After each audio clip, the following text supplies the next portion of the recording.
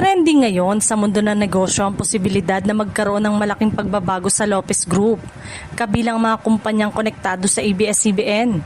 Sa isang opinion article, nabanggit ang mga espekulasyon na maaaring tumulong sina Ramon S. Ang at Manuel V. Pangilinan sa hinaharap ng ABS-CBN. Ayon sa artikulo, matagal nang umiikot ang mga usapan na maaaring magkaroon ng kasunduan kung saan makikilahok sina RSA at MVP sa ilang transaksyon na may kaugnayan sa Lopez Group. Isa sa mga nababanggit na posibilidad ay ang pagbili ng ilang negosyo ng Lopez Group na maaaring magbukas ng panibagong direksyon para sa kumpanya.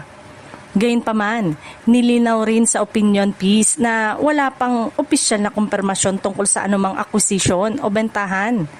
Binanggit lamang na maaaring may mga kumpanyang ibebenta at meron ding mga kumpanyang bibili. Ngunit kung alin sa mga ito ang magpapalit ng may-ari ay nananatiling hindi pa tiyak. Inaasahan ding magiging mahalaga ang nalalapit na annual stockholders meeting ng ABS-CBN, kung saan tatalakayin ng iba't ibang usapin kabilang ang halalan ng Board of Directors. Posibleng doon rin magkaroon ng mas malinaw na direksyon tungkol sa hinaharap ng kumpanya.